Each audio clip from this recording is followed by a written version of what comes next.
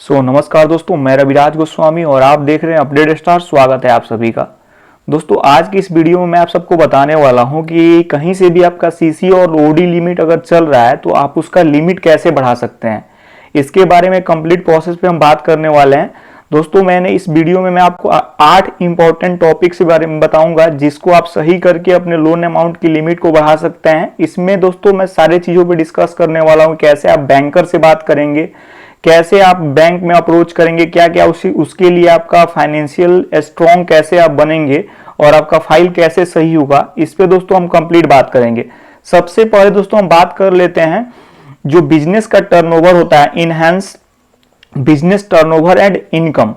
दोस्तों, जो भी आपका बिजनेस का टर्नओवर होता है उसको बढ़ाना पड़ता है लोन को बढ़ाने के लिए। अगर मान लीजिए कि जब आपका लोन हुआ था उस टाइम पे अगर आपके बिजनेस का टर्नओवर मात्र 1 करोड़ रुपए का था, तो अगर अभी आप अपने लिमिट को बढ़ाना चाहते हैं तो उसके लिए आपको टर्नओवर को ही बढ़ाना पड़ेगा।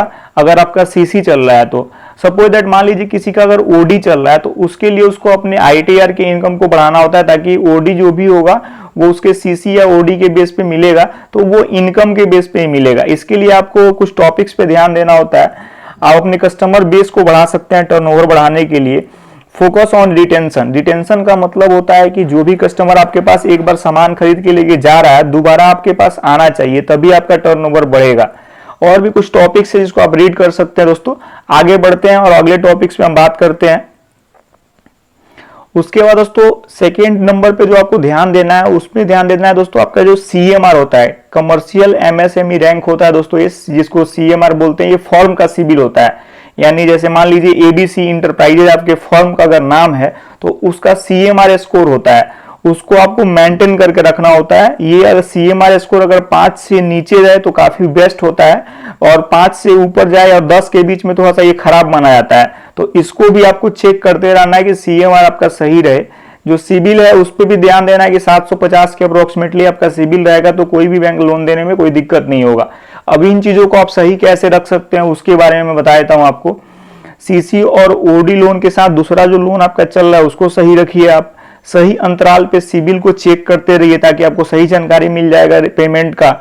किसी भी लोन में गारंटर नहीं बने। कोई दूसरा होता है जिसके लोन में आप अगर गारंटर बन जाते हैं तो वो लोन अगर टाइम से पेमेंट नहीं करता तो उसमें आपका सिबिल खराब होता है। तो उस कंडीशन में क्या करना है कि आप उसमें गारंटर नहीं बने, ताकि वो लोन आपके हाथ का बात नहीं होता है। आप दूसरे किसी का पैसा भर नहीं सकते, अगर वो नहीं भरता है तो उसके लिए आपको लड़ाई होगा, झगड़ा होगा। उससे बढ़िया है कि आप उसमें गारंटर बनिए ही मत। क्रेडिट कार्ड या छोटे भी एप्लीकेशन का लोन होता है उसको लेने से बचना है दोस्तों, क्योंकि वो सिबिल पे काफी ज्यादा इफेक्ट करता है। थर्ड नंबर पे बात कर लेते हैं कि जो आपने प्रॉपर्टी को मॉर्गेज किया हुआ था बैंक में, क्या उसका वैल्यू अभी बढ़ गया है या कुछ एडिशनल प्रॉपर्टी आप बैंक में देना चाहते हैं, उसके बेस पे भी आपका सीसी लिमिट बढ़ सकता है।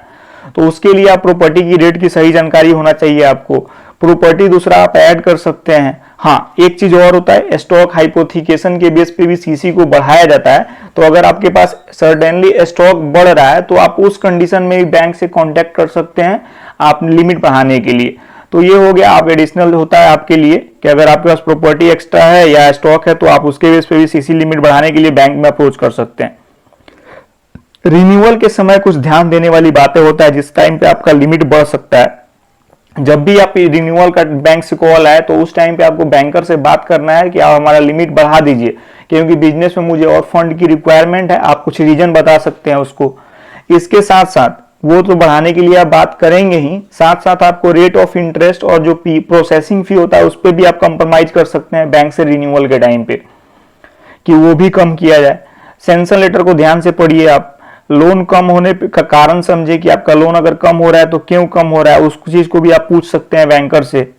बैंकर से हमेशा सही तरीके से बात करें, ताकि अगर आपका बिहेवियर सही रहेगा तब भी बैंक आपको कॉल लेता है। और डेविएशन जो भी होता है सीनियर से, वो जहां आप ग्राउंड लेवल पे किसी भी अधिकारी से बात कर रहे हैं बैंक में, वही ऊपर से डेविएशन लेता है। तो अगर आपका बिहेवियर बैंक से सही नहीं रहेगा तो वो आपके लिए कोई डेविएशन लेगा नहीं, तो आपका लोन ऐसे भी नहीं बढ़ पाएगा, सब कुछ सही होने के बावजूद भी।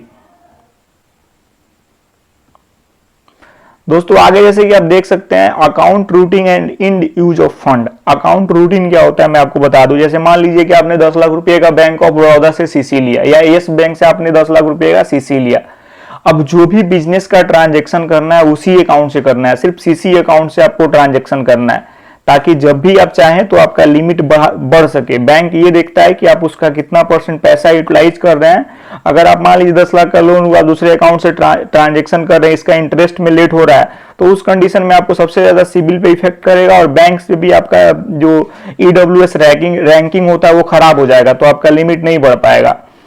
लोन के पैसे को जब भी लगाएं तो आप बिजनेस में लगाएं, अगर बिजनेस पर्पज से ले रहे हैं तो, क्योंकि अगर आप फंड को शिफ्ट कर देंगे तो दोबारा उस चीज को आप मैनेज नहीं कर पाएंगे, और उस कंडीशन में क्या होता है कि लोन आपका खराब होने लगता है, आप इंटरेस्ट टाइम से पेमेंट नहीं कर पाते हैं। तो इस चीज को भी ध्यान में रखना है कि लोन का जो भी पैसा हो आपको वो बिजनेस में ही लगाना है। औकात से ज्यादा उधारी किसी को नहीं देना है, या आपका अगर क्षमता है कि 10 लाख रुपया से ज्यादा किसी को आप उधारी नहीं दे सकते हैं तो 10 लाख से ज्यादा नहीं दे, अदरवाइज जो आपका पैसा फंस जाएगा मार्केट में, फिर आपका बिजनेस क्या होगा कि डिप चला जाएगा।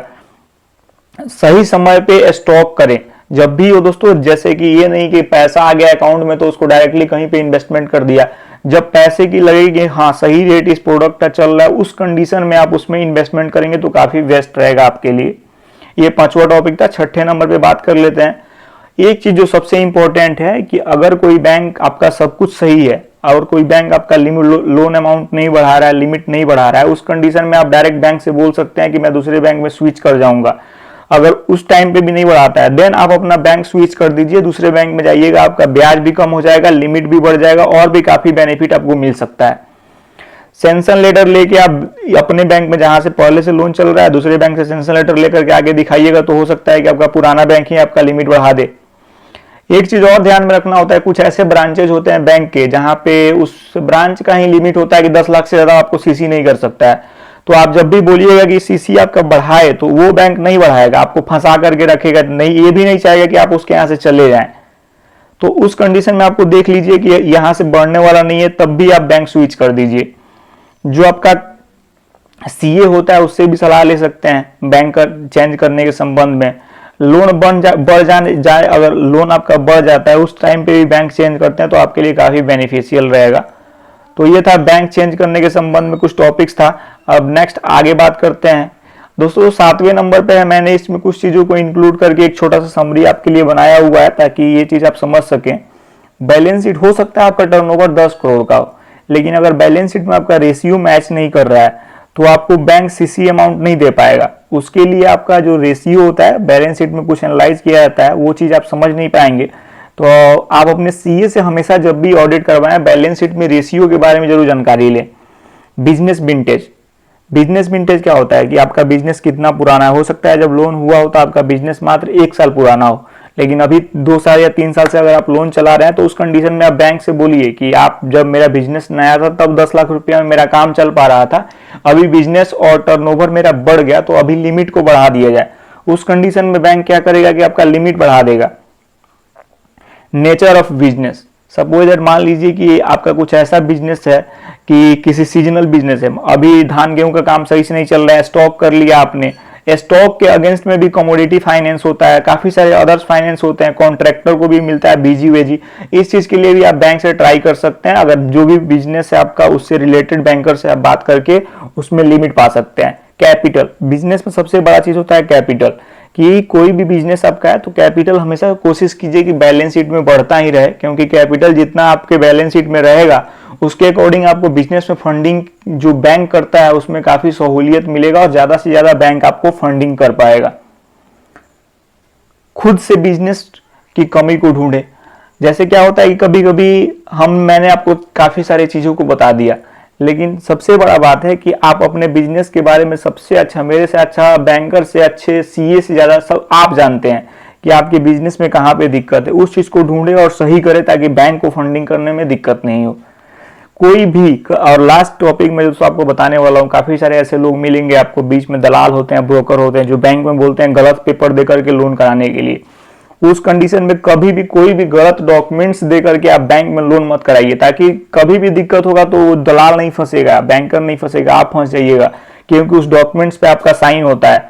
कोई भी डॉक्यूमेंट्स अगर आप साइन करके देते हैं इसका मतलब ये होता है कि आप ऑथराइज कर रहे हैं बैंक को कि हाँ मैं सही डॉक्यूमेंट सबमिट कर रहा हूँ। कहीं भी आप जाइएगा कोर्ट में, कभी भी आप पेश होइएगा या आपका पेपर पकड़ा जाएगा तो आपके ऊपर 420 का केस होगा। इसलिए कभी भी गलत डॉक्यूमेंट्स बैंक में सबमिट नहीं करना है। तो दोस्तों उम्मीद करता हूं कि आप सबको वीडियो समझ में आ गया होगा। अगर वीडियो सही लगा हो तो प्लीज चैनल को सब्सक्राइब कर दीजिए और वीडियो को लाइक कर दीजिए। मिलते हैं नेक्स्ट वीडियो में, तब तक के लिए धन्यवाद। जय हिंद।